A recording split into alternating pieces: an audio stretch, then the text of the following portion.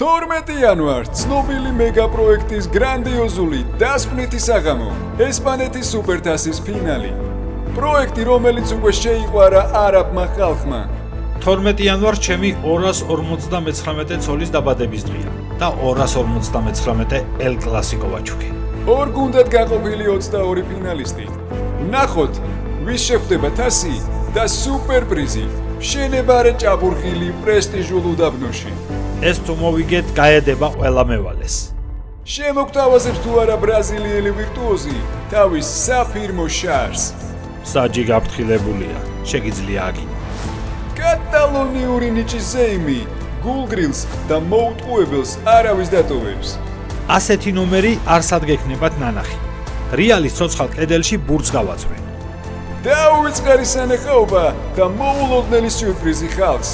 მატჩში მონაწილეობას მიიღებს კილიან მბაპეს ოფიციალური ორეული. ნამდვილი მბაპე არ არსებობს. ყველა ორეულები ვართ.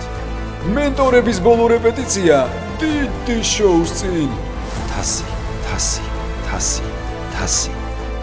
ნეტა დავიდემ ჭამა საჭმელი თუ მშიერია. ფინალი, რომელიც არც უნდა გამოტოვო და არც უნდა მჭირდებოდეს ამდენი ახსნა. არაბულ კლასიკად ქცეული ელ კლასიკო. 12 იანვარს საუდის არაბეთში ესპანეთის სუპერთასის ფინალში ერთმანეთს ბარსელონა და რეალი დაუპირისპირდებიან. არა, მაგრები არიან არაბები რა. შუა უდაბნოში არაფრისგან ელ კლასიკო გააკეთეს. ესპანეთის სუპერთასის ნახევარფინალებში ბარსამ ბილბაო, ხოლო რეალმა მალიორკა დაამარცხა და ფინალში ელ კლასიკო მივიღეთ. სხვათა შორის ეს რიგით 259 ოფიციალური ელ კლასიკოა. წინა კლასიკო ბერნაბეუზე ჩატარდა, სადაც ბარსამ რეალი 0-4 დაამარცხა. ამ შეხვედრაში რეალის ფეხბურთელები 12ჯერ მოხვდნენ თამაშგარე მდგომარეობაში. ანუ შეიძლება ითქვას, რომ ეს ბარსასთვის 259, ხოლო რეალისთვის 258 ელ კლასიკოა. ბარსელონამ როგორც იქნა დანიოლმო დაარეგისტრირა, ამასთან დაკავშირებით ინტერნეტში ჟუან ლაპორტას ვიდეოც გავრცელდა, სადაც საკმაოდ ემოციურად აღნიშნავს ამ ამბავს. მოკლედ, დანიოლმო უკვე ბარსელონას ფეხბურთელია ოფიციალურად და უკვე შეუძლია, რომ ოფიციალური ორეულიც ყავდეს. თვით ბურგერთან ერთად გეტყვით რა უნდა ვიცოდეთ გუნდებზე. ამ გუნდების ბოლო 13 ურთიერთშეხვედრიდან არც ერთი მატჩი არ დასრულებულა ფრედ. ბოლო 5 ელ კლასიკოდან მხოლოდ ერთ შემთხვევაში ვერ მოახერხა ორივე გუნდმა გოლის გატანა. მიმდინარე სეზონში რეალი თამაშის საშუალოდ 6ჯერ უტყამს ყარში, ბარსა კი 6 კუთხურს აწვის. რეალი თამაშის საშუალოდ 11ჯერ ჯარიმდება, ბარსა კი 2-ზე ნაკლებჯერ ხდება თამაშგარეში. ჩემი პროგნოზია რეალის ოფსაიდების მეტი.